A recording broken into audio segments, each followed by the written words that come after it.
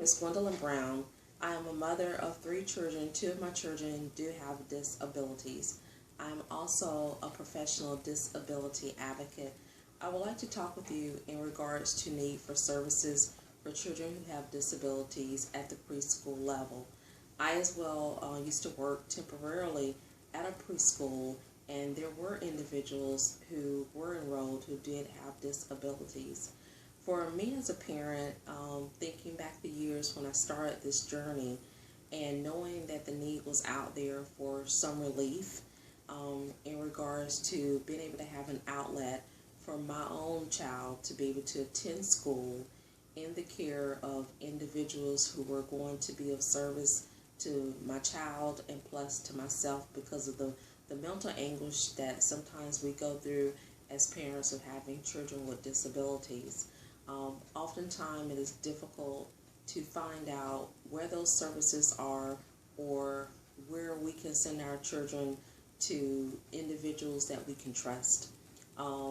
We look to the church oftentimes for that help because sometimes the public school system is not that starting outlet that we need.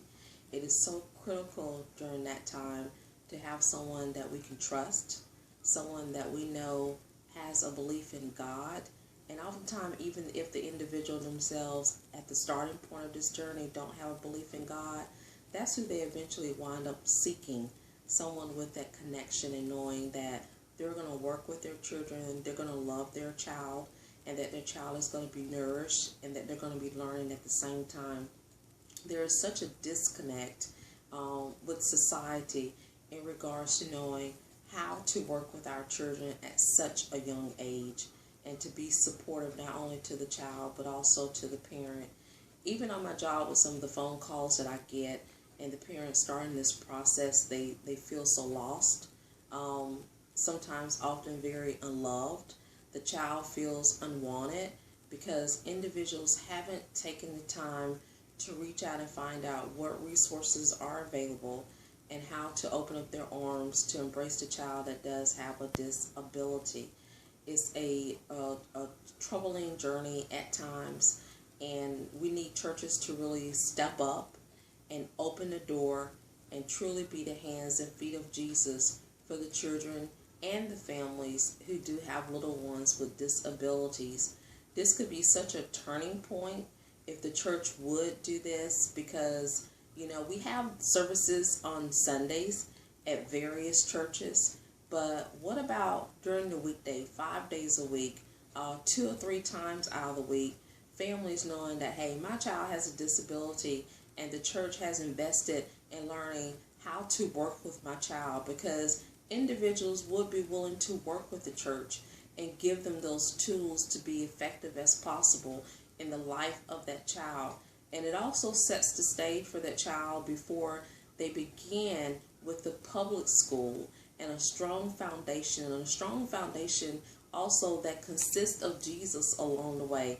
What a great opportunity it will be for a family who may not even have considered Christ at the start of this journey to know that they have enrolled their child somewhere that has the backing of Jesus Christ as part of this journey. What a wonderful starting point for that child who has a disability to be nurtured and loved in a safe environment and who's also exposed to something relating to Jesus Christ on this journey. This is such an opportunity for the churches to just wake up, arise, make an impression in the life of that parent because this is such an emotional journey.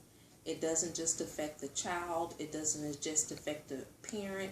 It actually affects our community. And if churches can step up and say, we're willing to be a part of this process and to help, not only would it help that family, but then those who are out there in the community will have an opportunity to have a great foundation and reflection of the church and who they are, and for the church to be exemplified and a role model to embrace the services that could be put in place. It can tend to be a scary journey because when individuals don't know how to work with an individual who have a disability, they kind of tend to shy away. I have seen that in the preschool setting, and that has taken place in the church setting. But once again, there are resources that are out there to help. Us as parents are willing to go through that process, because at the early stages, it can be a draining process.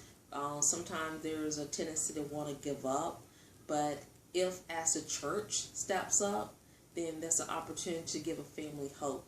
And when you give a family hope, they become empowered. And then what happens? Society stops looking so much at the part of the abilities, but sees more of the abilities part. So your help is strongly needed in this process. It would be greatly appreciated, because I know for myself, looking back at the journey, if I had had an outlet such as the church, because of my strong faith and my belief in God, then that journey probably would not have been as stressful as it was. And for the parents that I do talk with, even to this present day, if they know that they have an outlet that is a church, and somebody who's going to believe in them, that is going to pray with them for their child, work with them and love them, then that alone could actually save a life. It could save some mental anguish, and it could also help a child to prosper and grow, because especially with the foundation of the church, with the prayers that consist, with the consistency of the family hearing about God in some form or fashion, because I'm a strong believer that regardless if a little child has a disability, if we teach them, they will learn. When they hear about Christ, they listen. At whatever level they are, at whatever level their disabilities are, because God has a way of using the church in order to reach that child, to reach that family. And the evolving of this means that by the time they enter into the public school system is going to see something different, because the church hasn't been involved and Jesus has been the strong foundation. And that's what we have to remember along with this process. If you have any questions and you would like to speak with me, I strongly welcome you. I strongly encourage you to call me. My business telephone number is 685-0570.